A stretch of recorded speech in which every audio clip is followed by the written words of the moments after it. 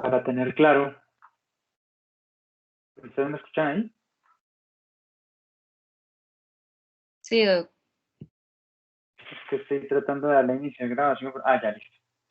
Entonces, para tener claro qué son los cálculos urinarios, es la presencia de elementos sólidos en la vía urinaria que se forman por sobresaturación de ciertas sustancias en la orina, lo cual sobrepasa el equilibrio que debe existir entre los solutos y la solución, que en este caso sería agua, donde la sobresaturación de ciertos elementos genera una precipitación y eso hace que se pueda calcificar o cristalizar y formar un cálculo propiamente dicho. Dependiendo de donde se ubique, como les hablaba esta mañana en la revista, se puede, pues todo se conoce como urolitiasis, pero dependiendo de donde se ubique en el sistema urinario, se puede hablar de nefrolitiasis cuando el cálculo se encuentra en el riñón, ureterolitiasis cuando el cálculo se encuentra en el ureter o cistolitiasis cuando el cálculo se encuentra en la vejiga. Es una patología bastante frecuente, sobre todo en ciertas zonas específicas del planeta, sobre todo las zonas más calientes, donde se puede favorecer la formación de cálculos por condiciones específicas. Y toda persona que en algún momento ha tenido o ha generado formación de cálculos tiene hasta el 50% de presentar una recurrencia, es decir, que lo vuelva a presentar en los primeros 10 años. Siguiente.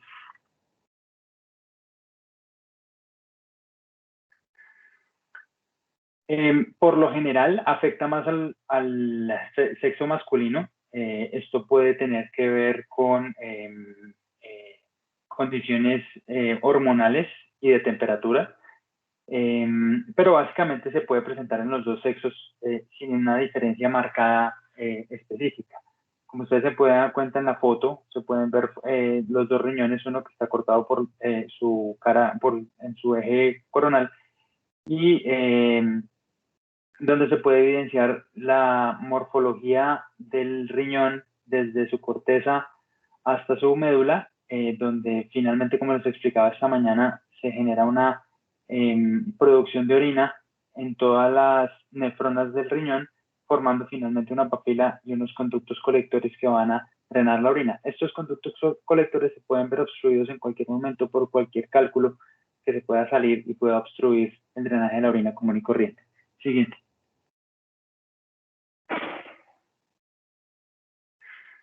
La edad tiene un pico máximo de ocurrencia aproximadamente entre la cuarta y quinta década de la vida, pero eso depende también de las circunstancias específicas.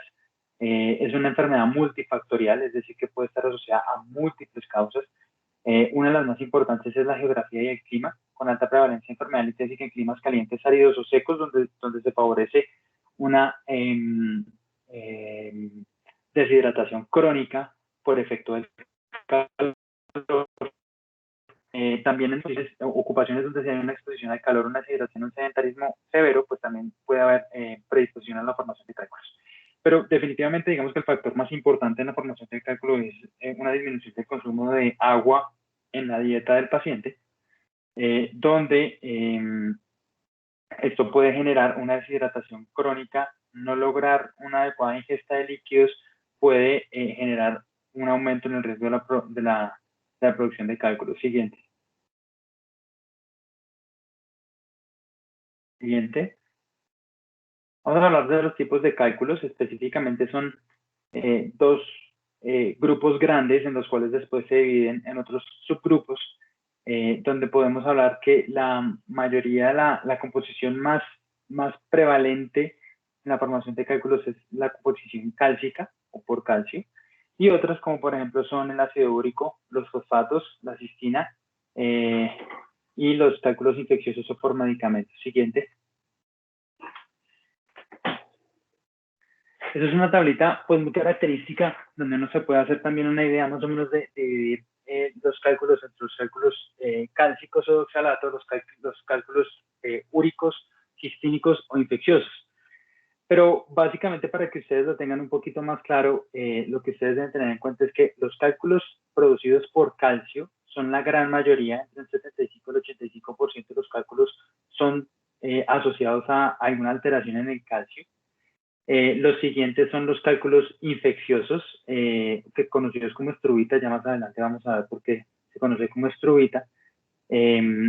Los siguientes son los cálculos de ácido úrico asociado a condiciones de hiperuricemia e hiperuricosuria, es decir, aumento de la eliminación del ácido úrico por la orina. Otras mucho más infrecuentes, que son los cálculos por cistina y los cálculos formados o asociados a la sobresaturación de ciertos medicamentos, que son hoy en día bastante poco frecuentes. Siguiente.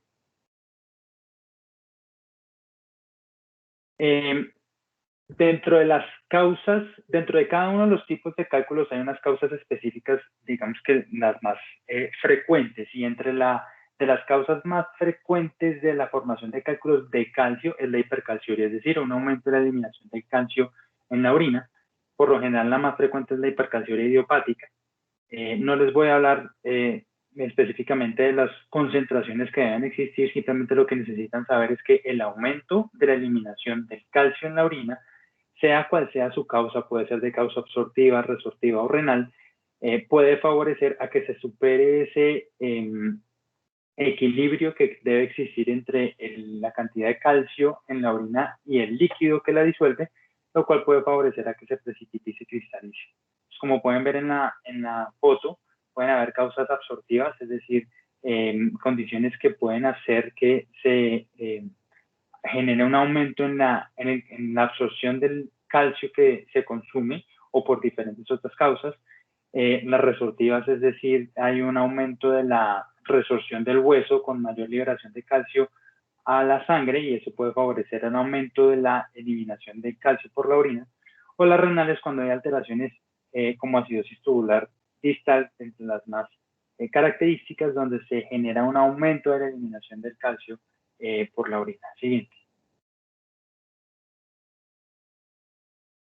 Otra de las causas asociadas no solo a la formación de cálculos de ácido úrico, sino a los cálculos también de calcio, es el hecho de que haya un aumento en la eliminación de ácido úrico en orina. Cuando yo tengo una cosa que se llama hiperuricosuria, eso me favorece también a que se genere una matriz propicia para que se le empiecen a pegar los cristales de calcio para la formación de ciertos tipos de cálculos, en este caso específicamente los de fosfato cálcico. ¿Qué quiere decir eso? Que se genera una nucleación heterogénea, como dice en la diapositiva, es decir, que los cálculos no todos son de un solo componente, sino por lo general tienden a ser mixtos o heterogéneos. Y este es un caso muy característico, que es el aumento de la eliminación del ácido úrico con la precipitación de esa sal, y eso puede hacer que se favorezca la agregación o la adhesión de otros cristales de calcio para formar los cálculos de fosfato cálcico. Siguiente. Hay unas condiciones, unos factores predisponentes, unos factores protectores para la formación de cálculos, más específicamente para la formación de cálculos de calcio. El oxalato es una sustancia que normalmente nosotros producimos en nuestro cuerpo, se produce en el hígado, y el oxalato se utiliza para pegarse al calcio de la dieta y poderse absorber y poder ser aprovechado en el resto del cuerpo. El tema es que cuando uno tiene mucha producción de oxalato o tiene un aumento del consumo de oxalato, puede generar una cosa que se llama una hiperoxaluria, es decir, que tengo un aumento de la eliminación del oxalato por la vía urinaria, y eso puede favorecer a que se formen cálculos de oxalato cálcico.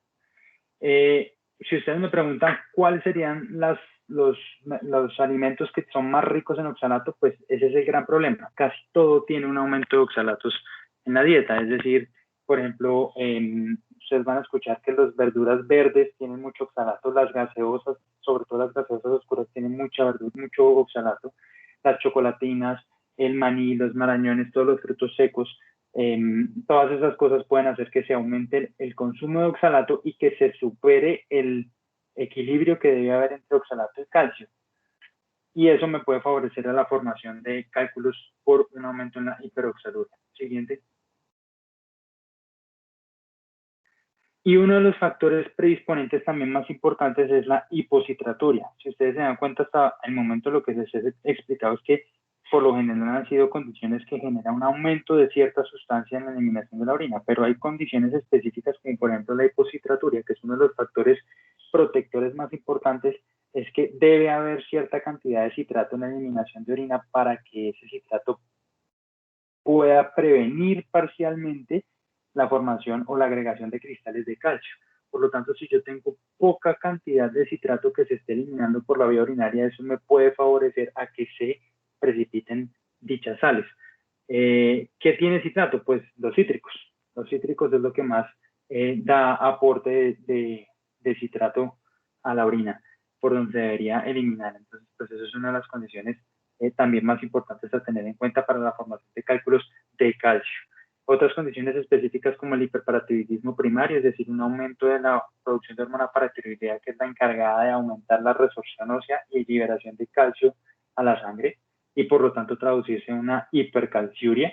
Es decir, todo lo que me genera a mí un aumento de la sal en sangre me puede aumentar su eliminación en orina y generar una hipercondición de eliminación de cierta sal, bien sea de calcio, bien sea de oxalato, bien sea de ácido úrico o de otras condiciones específicas.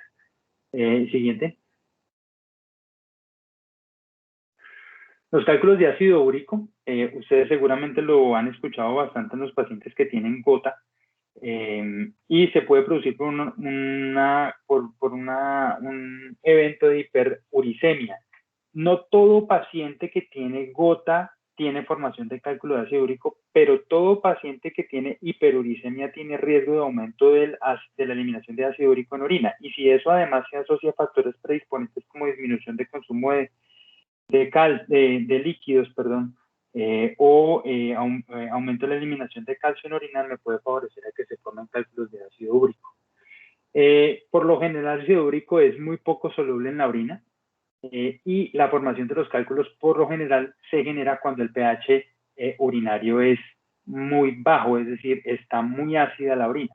Por lo tanto, uno de los tratamientos que se puede proponer para tratar de eliminar los cálculos de ácido úrico y evitar que se formen nuevos cálculos de ácido úrico sería alcalinizar la orina, mantener un pH urinario por encima de 7 aproximadamente.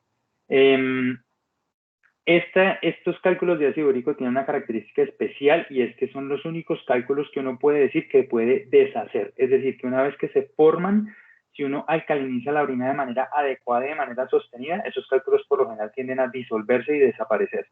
Y se pueden disolver de esa manera es porque son poco densos, no son muy duros, son más bien no blandos como una matriz, pero no son completamente duros como los de oxalato cálcico o como los de fosfato cálcico, y eso puede favorecer a que cuando uno vaya a hacer exámenes de radiografía no se puedan ver en la radiografía, es decir, se llaman cálculos radiolúcidos, es decir, que no son tan densos, no son tan sólidos, que no se logran ver en la de calcio, que por lo general sí se ven, sí son radiopacos. Siguiente. Eso pues son condiciones específicas donde se puede aumentar la hiperuricemia, como el consumo de carnes rojas, de pescados, huevos, mariscos, langostinos. Son alimentos ricos en purina, y eso me puede favorecer a que se aumente su metabolismo generando ácido úrico y su eliminación por la vía urinaria. Siguiente. La litiasiscistínica es un tipo de cálculos muy infrecuente. Por lo general se caracteriza por manifestarse en la vida pediátrica o en los niños pequeños, cuando hay una alteración en la absorción a nivel intestinal y tubular de ciertos aminoácidos, entre esos la cistina, la ornitina, la lisina y arginina. Y la cistina, la alteración en la absorción de la cistina puede hacer o hace que se genere su aumento de su eliminación por vía urinaria, que se puede hacer que se precipite y se calcifique. Pero pues como les digo, es muy raro encontrar un adulto con cálculos por cistina. En niños también, pero pues hay que tener en cuenta que cuando un niño empieza a formar cálculos, hay que estudiar que no sea una causa de litiasis cistínica. Siguiente.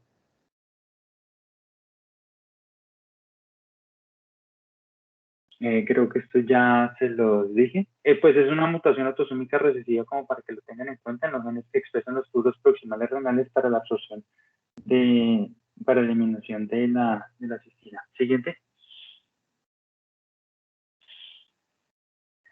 La litiasis infecciosa, quiero que tengan una cosa muy clara desde ya, y es que litiasis infecciosa no es lo mismo infección asociada a cálculo. Es completamente diferente hablar de un cálculo que se pudo haber generado por bacterias que pueden predisponer a la formación de cálculos, y otra muy diferente es tener una infección urinaria con bacterias en orina asociada a un cálculo que es obstructivo. Son cosas completamente diferentes.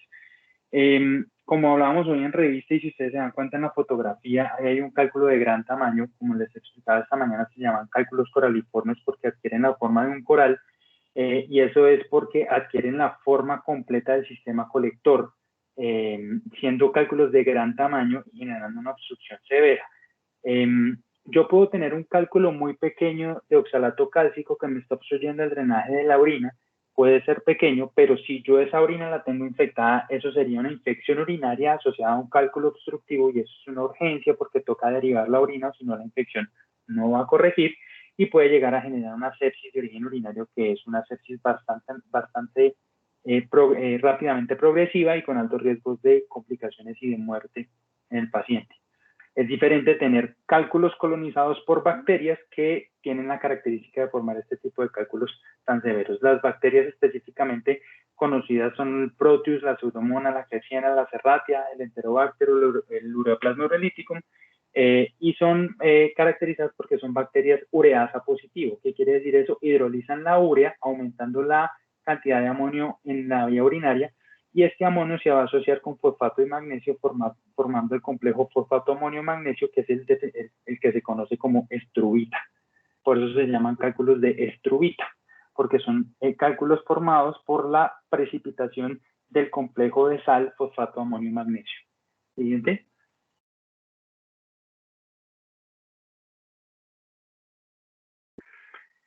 Creo que esto ya se los dije, el complejo fosfato, amonio y magnesio. Sí, bueno, a diferencia de los cálculos de ácido úrico, estos cálculos por lo general se desarrollan en un ambiente alcalino. ¿Por qué? Porque por lo general la presencia de bacterias en la orina tiende a hacer que el pH se vuelva un poco más alcalino. No por eso quiere decir que el hecho de acidificar la orina se disminuya el riesgo, básicamente pues porque la bacteria misma es la que hace que el pH de la orina tienda a ser más alcalino. Y como les he explicado esta mañana, pues la presencia de cuerpos extraños como son las vesicales, suturas, catéteres o cosas por el estilo favorece la colonización de la orina, y por lo tanto favorece todo el metabolismo bacteriano que puede desencadenar la hidrolización de la urea en amonio. Siguiente.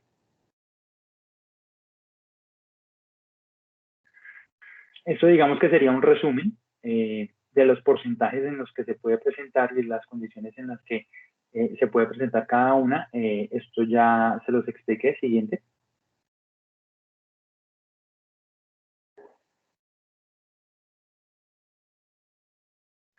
Y esto también es una fotico bastante característica que está en varios libros, que le da a uno como una idea más o menos de la frecuencia en la que se presentan, el sexo, pero pues eso ya se los aclaré, las etiologías más frecuentes, los pHs en los cuales se forman, las condiciones específicas de la radiología, donde la mayoría, como les decía, las de sales cálcicas son radioopacos y los de ácido úrico tienden a ser radiotransparentes, y los tratamientos específicos, que no vamos a ahondar bastante en esto, pues porque esto ya es un poquito más avanzado, pero seguramente ustedes no lo van a manejar, pero lo vamos a mencionar más adelante. Siguiente.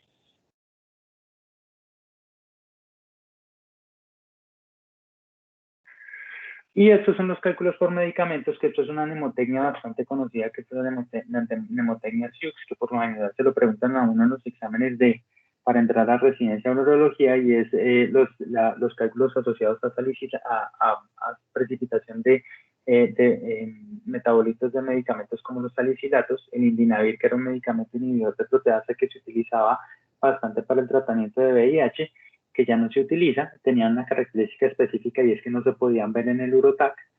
Los medicamentos uricosúricos, es decir, que aumentan la eliminación de ácido úrico en orina, y las antinas. Son poco frecuentes porque por lo general la mayoría de estos medicamentos ya casi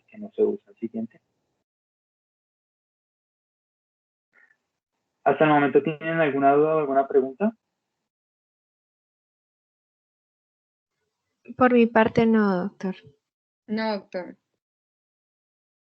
Bueno, entonces sigamos.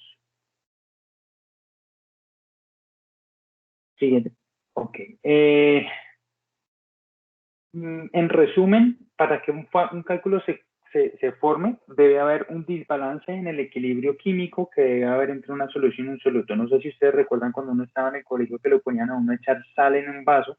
Si uno revolvía esa sal en el vaso, pues la sal momentáneamente pareciera que se disolviera en líquido o en el agua, pero después de un tiempo ustedes se dan cuenta que la sal tiende a ser un poco más densa y tiende a caer en el fondo del vaso, y si ustedes lo dejan por mucho tiempo ahí, pues tenderá a calcificarse por precipitación. Entonces, este desbalance de las sales con el agua, o la dilución de esta sal con esta solución, junto con otras características específicas como el pH, o como la presencia de ciertas sustancias inhibidoras o precursoras, pueden hacer que se genere una precipitación de las sales y la formación del cálculo con crecimiento del mismo a medida que va pasando el tiempo. Siguiente.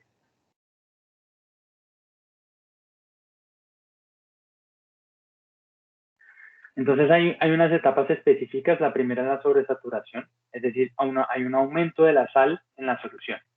Y que asociado a otras características como el pH, la concentración de otros compuestos, o la disminución de ciertos factores protectores o alteraciones en el pH o disminución de la cantidad de agua, puede hacer que se genere la precipitación y luego la cristalización de esa sal. Siguiente. Son 4 etapas específicas. Está la sobresaturación.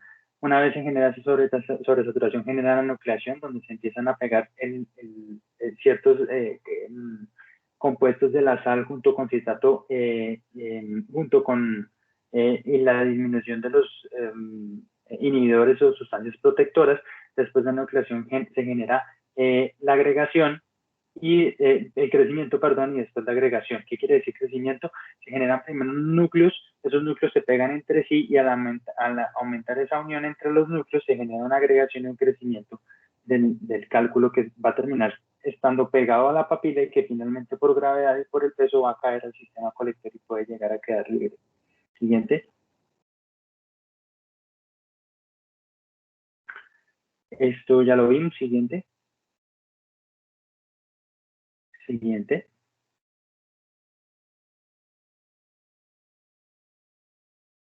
Esto ya también. Bueno, hay lo que les explicaba, que hay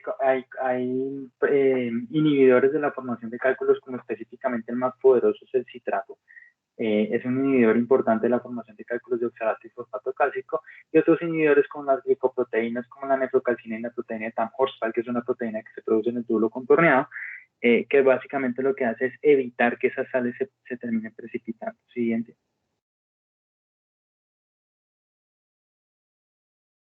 Siguiente. Vamos a hablar un poquito de los métodos diagnósticos o los prácticos que por lo general se utilizan para poder hacer un abordaje diagnóstico de la litiasis urinaria. Una cosa que quiero que les quede claro es que es diferente hablar de un caso de un paciente con cálculos urinarios en consulta externa, donde el paciente simplemente está completamente asintomático, pero en los estudios se encuentra una alteración que sugiere la presencia de cálculos en la vía urinaria, y otro caso completamente diferente es una condición de urgencia, donde el paciente llega a urgencias por un cuadro de cólico renoureteral. Los estudios son completamente diferentes, los enfoques son completamente diferentes. Entonces, por lo tanto, quiero que eso lo tengan claro. En este momento, digamos que lo más importante que vamos a hablar nosotros es como si el paciente estuviera en consulta externa, donde por X o Y razón le hacen una ecografía, o tuvo un dolor lumbar, le hacen una ecografía, la ecografía reporta litiasis urinaria, entonces nosotros entramos a tratar de estudiar cuál podría ser la causa. Entonces, digamos que los primeros paraclínicos que uno podría pedir es un uroanálisis, donde lo más importante que uno quiere ver es, primero, cómo está el pH. Como les expliqué, el pH tiene una condición específica en ciertos cálculos. Segundo, si hay presencia de cristales de ciertas sales que se puedan evidenciar. Por lo general le reportan a uno si se encuentran cristales de calcio, cristales de ácido úrico, cristales infecciosos, por lo general se lo reportan a uno. La identificación de bacterias que le puedan dar a uno a pensar que pueda tener una bacteriuria asociada a presencia de cálculos urinarios. y la presencia de pronto de sangrado en la orina, que por lo general puede estar asociado no a la formación de cálculos, sino de pronto al contacto de un cálculo que puede generar un poquito de lesión en la mucosa, y eso puede hacer que se genere un aumento de la eliminación de ciertos glóbulos rojos por la orina. Y el hecho de leucocituria podría encontrarse, es decir, presencia de leucos en la vía urinaria, que por lo general no deberían estar presentes, pueden estar presentes cuando de pronto hay un proceso inflamatorio por un proceso obstructivo parcial o completo en la presencia de un cálculo. Siguiente. Realmente el hemograma no muestra mayor complicación ni muestra mayor alteración. Esto digamos que sería un caso, casos a tener en cuenta en casos de cólicos renoureterales, que de pronto haya leucocitosis que le pueda hacer a uno pensar que el paciente está cursando con infección urinaria asociada. La creatinina o la función renal específica, ustedes recuerden que la creatinina es un producto de metabolismo del músculo estriado esquelético, que por lo general cuando se genera ese metabolismo del músculo estriado se tiende a liberarse creatinina, que se debe eliminar por la vía urinaria. Si esa creatinina no se elimina o está por encima de los valores normales, uno podría pensar que existe algo que me está afectando el funcionamiento renal de manera aguda. Los cultivos es lo que se podría solicitar para pensar de pronto la presencia de una bacteriuria persistente. Siguiente. Estos serían los estudios que uno pediría por consulta externa para hacer un estudio metabólico completo. Uno necesita recoger orina en 24 horas para poder hacer un análisis de cuánto calcio elimina, cuánto oxalato elimina, cuánto ácido úrico elimina, cuánto fosfato, cuánto sodio, cuánto citrato y cuánto creatinina elimina el paciente en 24 horas. Y eso se correlaciona con los hallazgos en sangre. ¿Para qué? Para poder correlacionar cuánto calcio debería haber en sangre, y si hay demasiado calcio en sangre, cuánto se traduce en la eliminación de calcio en orina. Lo mismo sucede con el potasio, el bicarbonato, el ácido úrico, la creatinina y hallazgos de paratormona que sugieren resorción ósea. Digamos que estos son los estudios que por lo general nosotros y los nefrólogos solicitamos para estudiar casos de litiasis urinaria recurrente. No significa que se lo pedimos a todo el mundo. Por lo general se lo pedimos al paciente que tiene episodios de litiasis urinaria recurrente o a pacientes muy jóvenes que están teniendo problemas de litiasis urinaria. Siguiente. Con respecto a los estudios, esta mañana les explicaba que es un UroTac. Vuelvo y les explico a Ana Paula y a Juan David. El UroTac no es un TAC de las vías urinarias. Como ustedes se dan cuenta en la foto, es un TAC de abdomen y pelvis. Simplemente es un TAC que necesita no tener contraste para poder evidenciar imágenes blanquecinas o blancas, como se ve en la foto, sugestivas de cálculos, o imágenes hiperdensas sugestivas de cálculos. Entonces, simplemente la diferencia entre un TAC normal y un TAC con protocolo para litiasis o conocido como UroTac es que los cortes por lo general son más seguidos, cada 3 milímetros, a diferencia de los normales, que es cada 5 milímetros, para poder hacer una reconstrucción tridimensional y le permita a uno evaluar imágenes mucho más seguidas para encontrar cálculos de es el gol estándar de diagnóstico con una sensibilidad mayor al 95%, y por lo general se debería tratar de hacer en todos los pacientes que llegan a urgencias con cuadro de cólico renoureteral. De igual manera, si de pronto ustedes en una ecografía les reportan que podría llegar a tener cálculos urinarios, hay que confirmar el diagnóstico con un UroTac, porque el UroTac no es operador dependiente. Un UroTac le permite a uno hacer una evaluación más completa, más objetiva, de cuántos cálculos pueden haber, dónde están, de qué tamaño son y si es necesario tener que hacerles un tratamiento o no. Por lo tanto, el UroTac es el gol estándar de diagnóstico para litiasis urinaria. Siguiente. Esa foto que está abajo, devuelvas un segundito, no es la foto de un UroTac, esa foto está ahí mal puesta, creo que toca corregir la presentación. Esa que hay abajo es una urografía por TAC. Es básicamente, o de pronto se puso en esa foto como para que ustedes diferencien qué es un UroTac y qué es una urografía por TAC. Un UroTac es, como les mencioné, un TAC de abdomen y pelvis simple. Una urografía por TAC es una tomografía donde se utiliza la aplicación de un medio de contraste mientras uno espera que se elimine el medio de contraste, toma las fotografías de la tomografía secuenciadas después de cierto tiempo, más o menos de 10 a 15 minutos después de haberlo administrar el medio de contraste para poder evaluar la eliminación del medio de contraste por la vía urinaria y hacer una reconstrucción tridimensional por computador, como se ve en la foto. Entonces son dos estudios completamente diferentes, con indicaciones completamente diferentes. Siguiente. La ecografía, digamos que es el método diagnóstico más rápido, más económico, con la que uno puede hacer un abordaje de una posibilidad de cálculo urinario en dado caso que uno no pueda tener a disposición un Urotac. El gran problema de la ecografía es que es operador dependiente. Si el que está haciendo la ecografía pues no tiene ni idea, pues probablemente no va a encontrar nada. Y la mayoría de las veces cuando se reportan, o muchas veces van a ver ustedes de pronto cuando están en consulta que remiten a pacientes con reportes de ecografías que mencionan cálculos, nosotros siempre confirmamos con Urotac y en ciertas ocasiones vamos a encontrar que probablemente tanto la ecografía estaba equivocada y el paciente no tenía cálculos urinarios. Lo que pasa es que el gran problema es que la mayoría de los médicos generales de urgencias o en consulta externa le echan la culpa al dolor lumbar de litiasis urinaria y muchas veces no es así. Entonces, la litiasis urinaria puede ser el dolor lumbar puede ser por múltiples causas diferentes a la litiasis urinaria. Pero digamos que la ecografía lo que sí le permite a uno es identificar si de pronto la presencia de un dolor lumbar puede estar asociada a un efecto obstructivo. La manera más fácil de saber si hay un efecto obstructivo es una hidronefrosis. Y la hidronefrosis sí es muy fácil de ver en la ecografía. En esta foto pues no se ve hidronefrosis, pero sí se logra ver una imagen hiperecogénica que genera sombra acústica, lo cual podría sugerir la presencia de un cálculo y efectivamente pues sí hay un cálculo ahí, pero si ustedes se dan cuenta, lo que está blanquito, el circulito blanquito y con todo lo alrededor que está blanquito, pues no hay signos de hidronefrosis o dilatación del sistema colector. Por lo tanto, digamos que la ecografía es rápida, se puede hacer en el momento que se puede hacer, pero siempre hay que tener en cuenta que no es la palabra final. Siguiente. Siguiente. La radiografía simple se utilizaba pues mucho antes de que apareciera el Urotac, pues porque como ustedes se dan cuenta en las fotografías, pues se alcanza a ver cálculos radiopacos.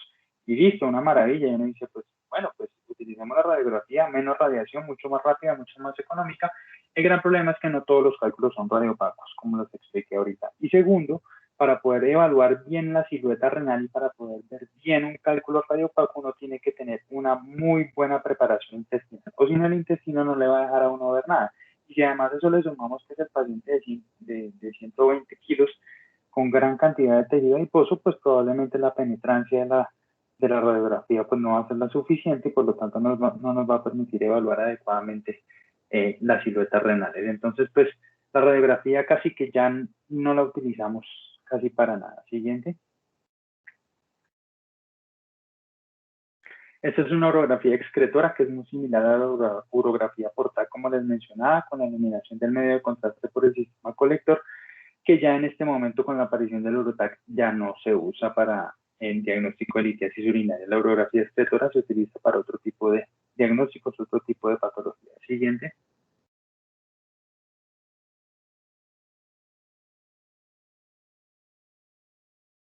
Ahora se durmió. Sí, ahora sí. Sigamos porque pues este estudio ya casi no se utiliza para litiasis. La pelografía tampoco. Siguiente.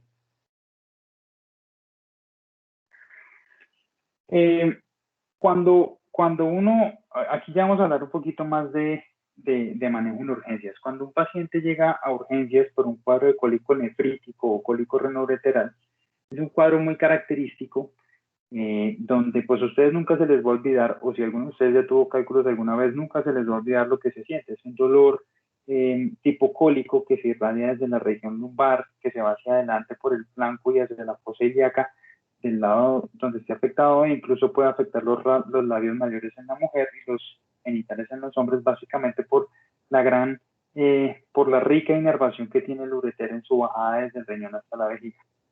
Del ureter desde el riñón hasta la vejiga. Y el tema es que cuando se genera una hidronefrosis, o cuando se genera un proceso obstructivo y hay acumulación de orina y hay hidronefrosis, hay distensión de la cápsula renal y eso es lo que duele.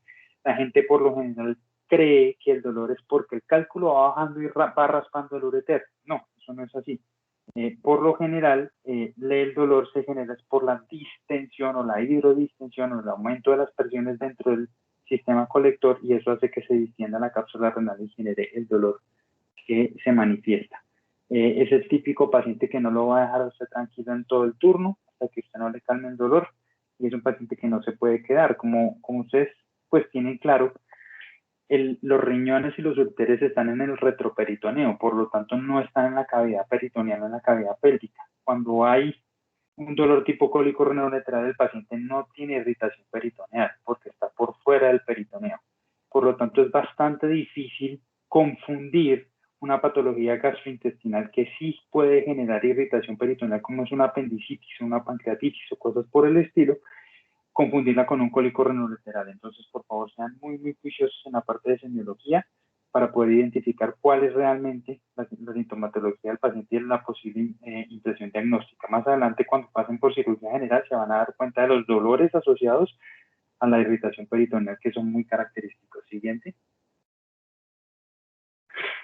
Esta es, digamos que el dolor con extensión en banda, como les estaba explicando.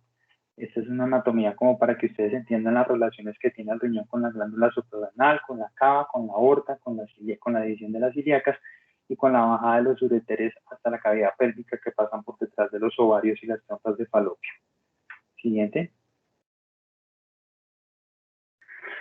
Como les explicaba, es un dolor unilateral en flanco que se irradia en el abdomen ipsilateral y que se puede acompañar a náuseas o vómitos porque son síntomas vasovagales por la distensión de la cápsula de la fosa renal y de la grasa perirenal. Siguiente. ¿Cómo se maneja el cólico renoureteral o el cólico nefrítico? Según las guías y pues, según los estudios que se han hecho, pues el mejor tratamiento son los AINES.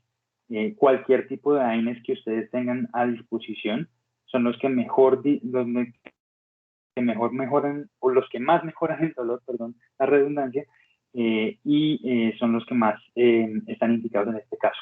Si por alguna razón digamos que el paciente es alérgico a los AINES o de pronto tiene una enfermedad renal crónica conocida, pues lo que podemos hacer básicamente es hacer un tratamiento con derivados opioides, como el tramadol, o incluso utilizar hidromorfona o oxicodona o cosas por el estilo para tratar un dolor un poco más fuerte que no se logre manejar con AINES. Pero básicamente lo primero que ustedes deben tratar de hacer cuando un paciente llega con cólico renoureteral, antes de empezar en hacer todos los estudios que tienen que hacer, es manejar el dolor al paciente, si no, como les digo, el paciente no los va a dejar tranquilos. Siguiente. AINES, como les mencionaba, después pueden utilizar el tramadol. La metoclopramida por lo general se puede tender a utilizar porque el paciente está con intolerancia a la vía oral. Y si definitivamente con ninguno de los otros tratamientos no sirve, pues se pueden utilizar los derivados opioides o similares a la morfina. El butilbromuro de diosina es un antiespasmódico de acción central que no es específico por la vía urinaria, por lo tanto la butilbromuro de diosina no tiene un efecto específico sobre la vía urinaria. Mucha gente la utiliza, pero si ustedes se dan cuenta, la diosina sola no funciona. Lo que pasa es que la diosina por lo general con algún otro tipo de medicamento tipo AINE y por lo tanto pues podría tener un efecto de mejoría pero ocasionado por el AINE. Puede que de pronto no esté relacionado con la diosina, pero la mayoría de los estudios y de las guías no lo recomiendan. Eso depende, digamos que del usuario, mejor dicho. Mucha gente lo utiliza, puede que funcione, puede que no, pero pues en las guías no está recomendado. Siguiente. ¿Cuándo indicarle a un paciente que después de un cólico renoureteral se puede manejar en la casa? Y aquí sí quiero que lo tengan en cuenta y quiero que digamos que lo entiendan bastante bien como para que no se vayan a equivocar. Hay condiciones específicas bajo las cuales uno o puede manejar un paciente con un cólico renoureteral por un cálculo obstructivo en la casa o que uno decide dejarlo hospitalizado para derivarlo o para operarlo. Hay 5 condiciones específicas sobre las cuales si el paciente no tiene ninguna de las 5 condiciones específicas, por lo tanto el paciente puede ser manejado en la casa. Pero si tiene alguna de esas 5, tiene que ser derivada a la vía urinaria de manera urgente. Entonces, la primera, voy a poner aquí la cámara como para que se acuerden. 5 condiciones específicas. La primera, falla renal. La segunda, infección asociada a la obstrucción.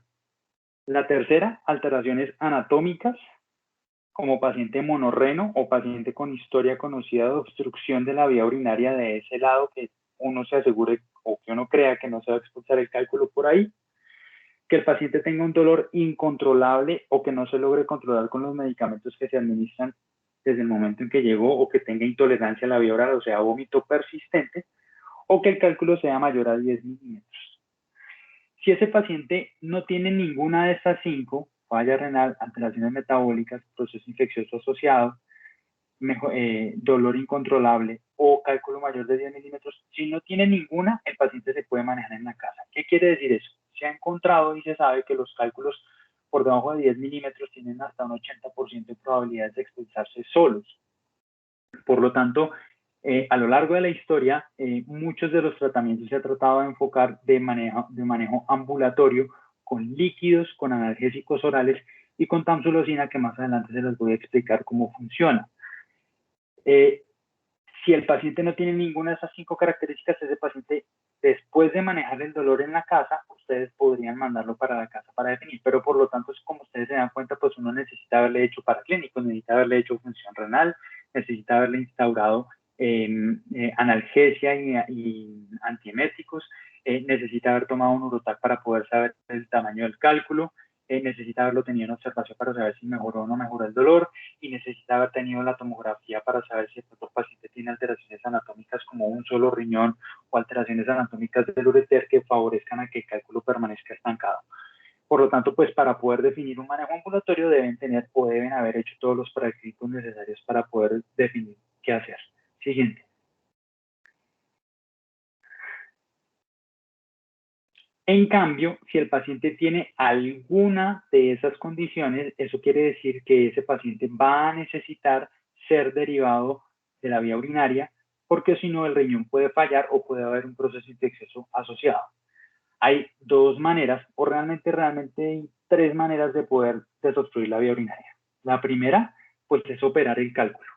Sí, o sea, entrar, como Laura vio esta mañana, por ureteroscopia, subir por donde el paciente orina, llegar hasta el ureter, subir por el ureter, encontrar el cálculo, romperlo y sacarlo, es decir, desobstruir la vía urinaria. 2, poner un catéter doble J, como vimos esta mañana, como es un catéter doble J. O 3, poner una nefrostomía, que es la foto que está en la diapositiva, donde de pronto uno no pueda derivar el ureter y simplemente necesites derivar la orina por otro lado, por una cuerdita hacia una bolsa. Entonces, digamos que esos son los 3 mecanismos por los cuales uno desobstruye la vía urinaria. Y las condiciones específicas pues son esas. Si yo tengo falla renal, pues yo tengo que desobstruir ese riñón porque lo puedo llevar a un deterioro del funcionamiento de esa unidad renal que está obstruida. Si yo tengo alteraciones anatómicas como paciente monorreno, pues puede entrar en anuria y falla renal terminal. Si yo tengo alteraciones anatómicas que me limiten la eliminación de la orina desde ese riñón porque el ureter tiene antecedentes quirúrgicos o porque tiene antecedentes de estrechez o porque le han hecho muchas intervenciones quirúrgicas en ese ureter y está cicatricial, que puramente no se expulsa solo, por lo tanto toca entrar a derivar. Si el paciente tiene un dolor incontrolable, de todo hasta morfina, y el paciente persiste con dolor, o por más que usted intenta darle vía oral, el paciente persiste con vómito, pues hay que resolver el proceso obstructivo. Si ese paciente tiene infección urinaria asociada, si usted no desobstruye la vía urinaria, bien sea con cirugía, con catéter o con nefrostomía, ese paciente se va a morir de una sepsis urinaria porque el antibiótico solito no va a funcionar. Y si ese paciente tiene un cálculo de más de 10 milímetros, la probabilidad de que se expulse solo es menor al 20%. Por lo tanto, pues tocaría hacer intervenciones quirúrgicas para derivar la vía urinaria. No sé si eso queda completamente claro. Doctor, la Sí, tercera, ¿Una doctor. duda o alguna? la tercera que usted dijo diferente a la nefrostomía y la derivación del catéter doble J es la que Cirugía, la ureter, como Ah, la que hicimos esta. ok. O sea, la razón por la cual esta mañana ese paciente lo operamos, Laura, es porque el paciente, si usted se dio cuenta, era un cálculo que no era demasiado grande, pero era un paciente que tenía creatinina de 2.1. Por lo tanto, tenía una falla renal y tocaba desobstruirlo. Ok, gracias. Siguiente. Eso es una foto, un esquema de una nefrostomía, como les expliqué esta mañana. Es un catéter que va directamente hacia el riñón y hacia la pelvis renal y drena la orina a una bolsita. Siguiente.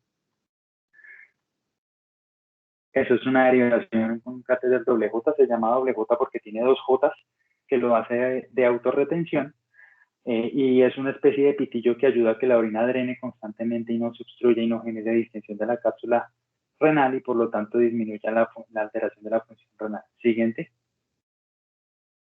Son dispositivos que no se pueden dejar ahí para siempre. Como les explicaba esta mañana, un catéter no se debería dejar más de 3 meses y las nefrostomías tienen que cambiar cada 3 meses aproximadamente. Una sepsis urinaria, es decir, un cálculo obstructivo asociado a un proceso infeccioso con respuesta inflamatoria sistémica, es una urgencia, toca derivarlo, bien sea con nefrostomía o con catéter doble J, porque el paciente puede morirse en cuestión de horas. Es una sepsis es muy rápidamente progresiva y es bastante peligrosa. Siguiente.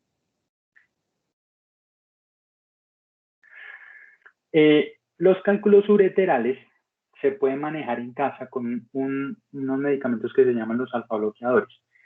Más específicamente la tamsulosina, que es la que más se ha utilizado para los estudios que se han hecho. ¿Cómo funciona? El ureter, cuando entra a la vejiga, ustedes saben que cuando el ureter entra a la vejiga, entra al trígono vesical, que es donde se encuentran los músculos del cuello vesical, que son, digamos, una especie de esfínter que ayuda a retener la orina. Ahí hay muchos receptores alfa.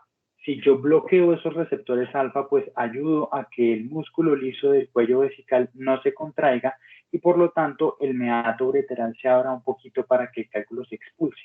Por lo tanto, la tamsulosina se considera como una cosa que se llama terapia expulsiva ambulatoria o terapia expulsiva oral, donde si yo le doy por 15 a 30 días medicamento de alfa bloqueador asociado a los medicamentos que le mando para la casa y asociado a aumento de consumo de líquido, eso puede favorecer a que el músculo liso se relaje y el ureter se abra un poquito para que el cálculo se expulse, pero específicamente los cálculos que están distales. ¿Qué quiere decir distales? Que están más cercanos a la vejiga. Los cálculos que están apenas saliendo del riñón no van a tener efecto por la tamsulosina porque los receptores alfa solo se van a encontrar en la parte más distal del ureter. Por lo tanto, pues esa sería la indicación específica.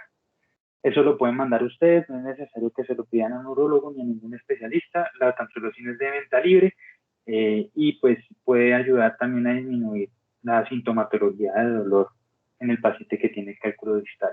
Siguiente. Estos son ya algoritmos un poquito viejitos del 2017 de las guías europeas. Para que ustedes se hagan una idea más o menos de cómo tratarlo. No voy a ahondar mucho en esto como para que no se compliquen mucho, pero básicamente, como le explicaba esta mañana a Laura, hay una rama de la urología que se llama la endourología. La endourología es la rama de la urología que se encarga de manejar las patologías urológicas de manera endoscópica, no tener que abrir al paciente pues para sacarle un cálculo muy pequeño, sino simplemente uno entra con aparatos bajo video por cámara para poder actividades naturales de la vía urinaria y ayudar a mediante endourología uno puede hacer abordajes quirúrgicos de la vía urinaria para desobstruirla o tomar muestras de tejido para estudio histopatológico. Siguiente.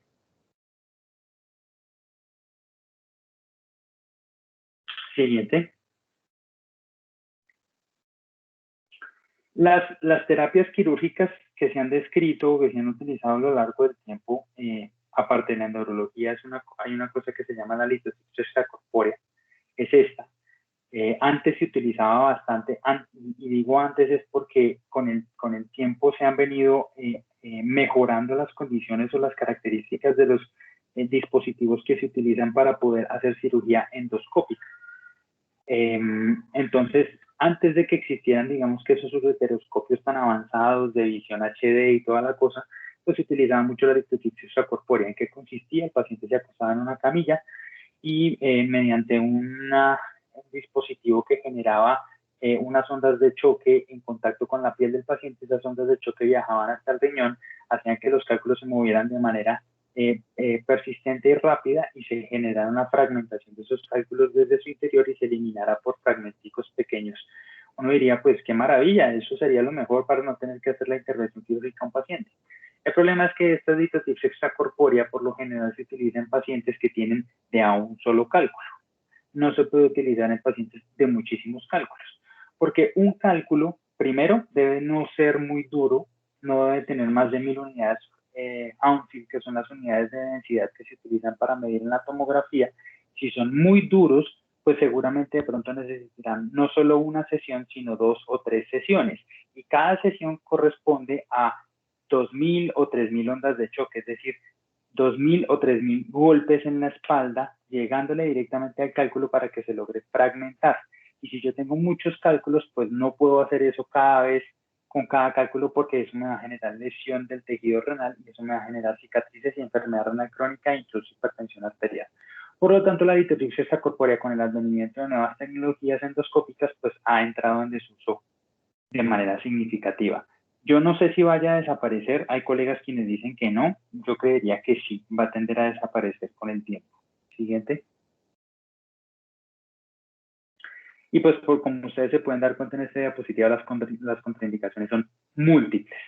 Si yo tengo alteraciones hemorrágicas, si yo tengo alteraciones de la función renal que me pueda deteriorar más del tejido renal, en niños no se puede utilizar porque tiene radiación y porque pues es muy agresivo, en embarazo no se puede utilizar, deformidades ortopédicas graves, obesidad mórbida, bueno, en fin, son múltiples las contraindicaciones. Por lo tanto, pues si ustedes tuvieran algún familiar que fueron utilizados con ditotripsia extracorpórea, pues pueden considerarse ya como historia patria. Siguiente. En cambio, la ureteroscopia, pues es lo que más se ha venido desarrollando. En esta fotografía se logra ver un ureteroscopio flexible, a diferencia del que vimos esta mañana con Laura, que era un ureteroscopio rígido, que era una varilla. Este ureteroscopio flexible le da la capacidad de poder adquirir la forma del túbulo o del sistema colector para disminuir el riesgo de lesiones y poder subir desde la uretra a la vejiga hasta el ureter, romper el cálculo con láser y esos fragmentos jalarlos con una canastilla para poderlos extraer. Siguiente. Siguiente.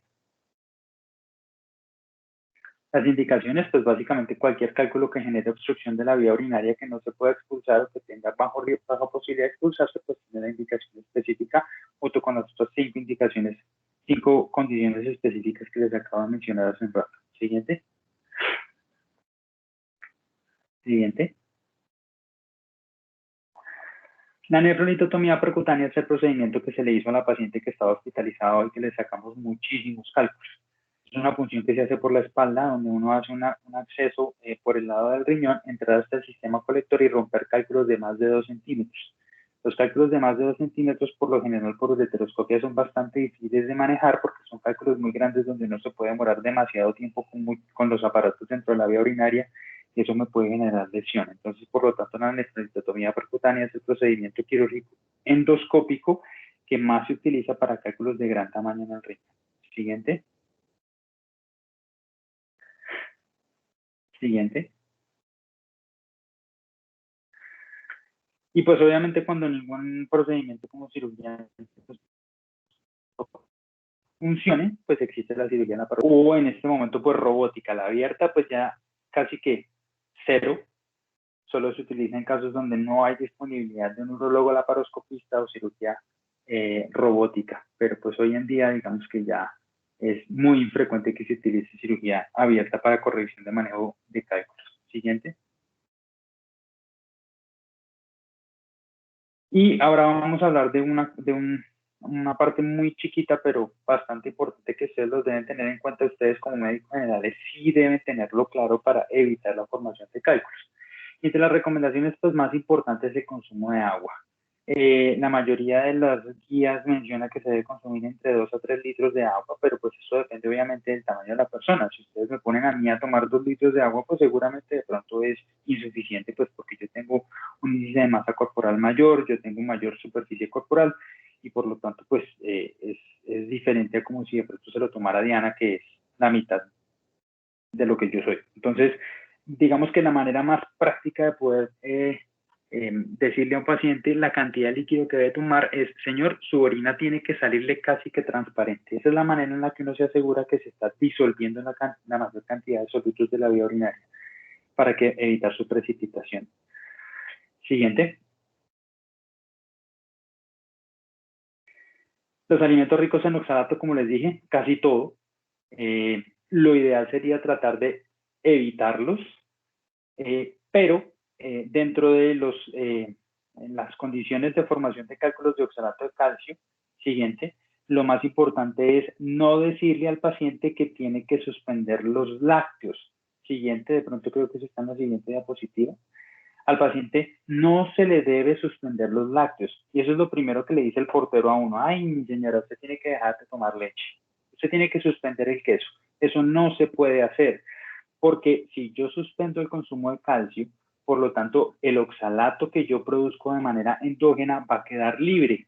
Y si yo lo tengo libre por ahí volando, pues entonces se va a tender a eliminar y la eliminación de ese oxalato puede hacer que me coja el poquito calcio que hay en la orina y me genere cálculos de oxalato cálcico. Entonces, por lo tanto, eso hay que tenerlo muy, muy claro y decirle al paciente que no puede suspender los lácteos. Lo que sí debe suspender son los suplementos de calcio. El caltrate y el calcitriol y todas esas cosas sí los debe suspender. La ingesta de citrato es importantísima. Lo mejor es decirle al paciente que tome bastantes cítricos, lima, limón, toronja, naranja, le sirve bastante. Devuélvase una diapositiva, Laura, por favor. Y pues obviamente los pacientes que se conoce que tienen patologías de hiperuricemia o que tienen historia de formación de cálculos de ácido úrico, pues tienen que tratar de evitar todas estas alimentos para evitar el riesgo de un aumento de una hiperuricemia y una hiperuricosuria. Siguiente. Todos estos son alimentos con fibra que inhiben la formación de cristales de oxalato cálcico, básicamente porque se favorece la eliminación de ciertos componentes en la materia fecal para evitar que se elimine por la vía urinaria. Siguiente. Y lo más importante también asociado con el consumo de líquido es disminuir el consumo de sal. Ustedes saben que la sal arrastra agua y si yo tengo mucha sal, de pronto esta sal se va a tender a reabsorber en el túbulo, en el asa N o en el túbulo contorneado distal, por lo tanto eso me va a arrastrar agua y me va a disminuir la concentración de la orina. Por lo tanto, tratar de no consumir alimentos con sal añadida. Siguiente. Ya, Doc, esa es la última. Bueno, listo. Entonces, pues, como les dije, vean, nos demoramos casi 1 hora 16, casi una horita. Es un tema un poquito denso, pero creo que se los logré resumir de la mejor manera posible. No sé si tienen alguna duda o alguna pregunta al respecto con lo que hablamos hoy.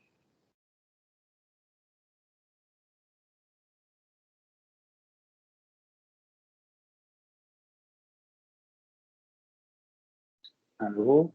No, ¿Eso? Doc, la nefrolitotomía percutánea era la de los cálculos grandes, ¿cierto? Los mayores a 2 centímetros. Sí, señora. Ah, listo.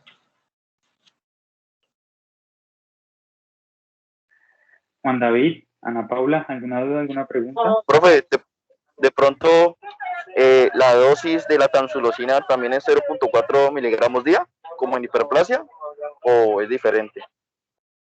Es la misma, exactamente la misma, y se puede formular de 15 a 30 días. En los estudios que se han realizado, incluso se ha encontrado que se puede dar la posibilidad de 30 días para que el paciente expulse el cálculo, y si definitivamente en 30 días el paciente no lo expulsa, pues en un control con Urotac se podría verificar si el cálculo se expulsó o no se expulsó para saber si hay que operarlo o no hay que operarlo, pero es exactamente la misma dosis. Ah, bueno, profe, y en caso de que le salga antes, pues de los 15, 30 días, pues lo suspende, ¿no? Obvio. Sí, claro, lo ideal es suspenderlo, pues porque uno de los efectos adversos en los hombres específicamente de la tamsulosina es la eyaculación retrógrada. Entonces el paciente se va a quejar de que cuando eyacula no bota nada de semen. Esto lo vamos a revisar después en la consulta externa, pero para que lo tengan en cuenta, si el paciente ya se dio cuenta que lo expulsó, pues no es necesario que se lo siga tomando. Ah, bueno, profe, gracias. Bien, Ana Paula, ¿todo claro? Todo claro, doctor. Muchas gracias. Bueno, listo, muchachos. Entonces voy a parar aquí la grabación. Em,